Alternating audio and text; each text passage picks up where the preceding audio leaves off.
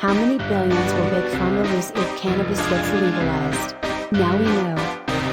Big Pharma profits dip on marijuana legalization. Cannabis legalization causes Big Pharma to lose billions, and why this is great news. Each time a single person chooses to medicate with marijuana products instead of pharmaceutical drugs, it's one big step for the legal cannabis industry and dollars lost for Big Pharma.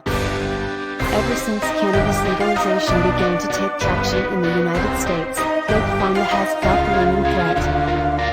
Slowly, biotech firms began to develop not just in the US but abroad as well, focusing on how to utilize the health benefits of the cannabis plant and translate it into safe, effective medicine that has successfully treated many conditions with no side effects, where Big Pharma has failed. To add insult to injury, cannabis has also been effective at treating the opioid epidemic, which is caused by medications developed by them. Now, a new study has found that Big Pharma loses billions of dollars when states legalize marijuana. The peer-reviewed study, entitled U.S. Cannabis Laws Projected to Cost Generic and Brand Pharmaceutical Firms Billions, analyzed how publicly traded pharmaceutical firms fared after adult use or medical marijuana laws were enacted by states. However, this is also the first study to ever assess the impact of marijuana on the pharmaceutical industry, regardless of patient or product type. The study's authors also predicted an 11% drop in pharmaceutical sales if cannabis were ever federally legal, which would cost them billions. They also acknowledge the fact that people are substituting marijuana for conventional drugs even if the industry is still working on usage guidelines, coverage from health insurance, and standardization issues. Currently, cannabis patients and their providers have little information to guide them towards the most effective treatment for their condition. The future of cannabis medicine lies in understanding the prevalence and effects of the plant's components beyond THC and CBD and identifying ways to categorize cannabis by measurable characteristics that are known to yield specific effects, explains Stith. She also goes on to explain that in their findings, branded pharmaceutical drug companies were affected more than generic firms, likely because of the competitive impact. The authors concluded by saying that pharmaceutical manufacturers can benefit from this by investing in the cannabis landscape instead of fighting them. If you can't beat them, join them. There have been numerous cases of Big Pharma lobbying against the cannabis industry.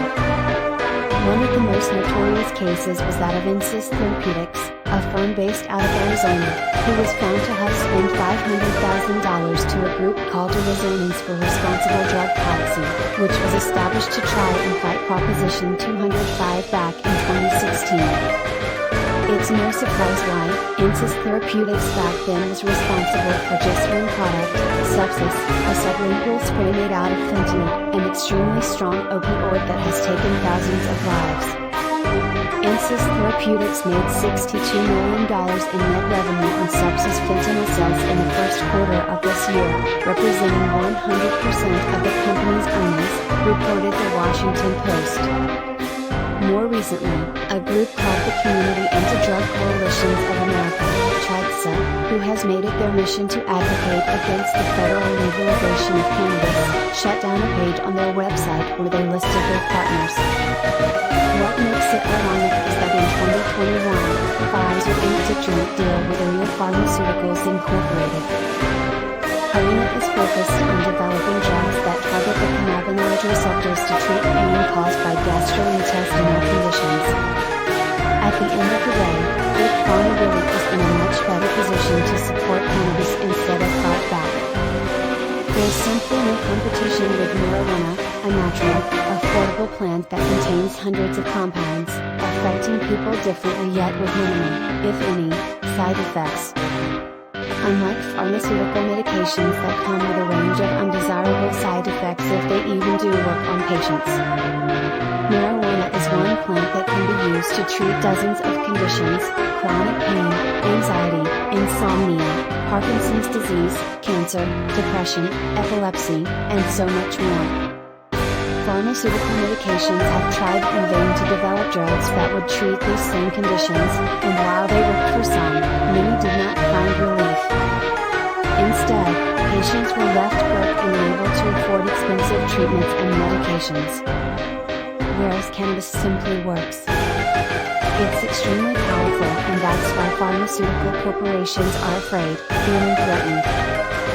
So threatened, in fact, that Big Pharma has been trying to copy various cannabinoids by taking advantage of its federally illegal status and instead developing synthetic cannabinoids that they can profit from. In doing so, they also control the price and release of cannabinoids. Large pharmaceutical conglomerates need to stay afloat somehow, so they must innovate and do what they can in the meantime. But the cannabis industry has got to keep on fighting back.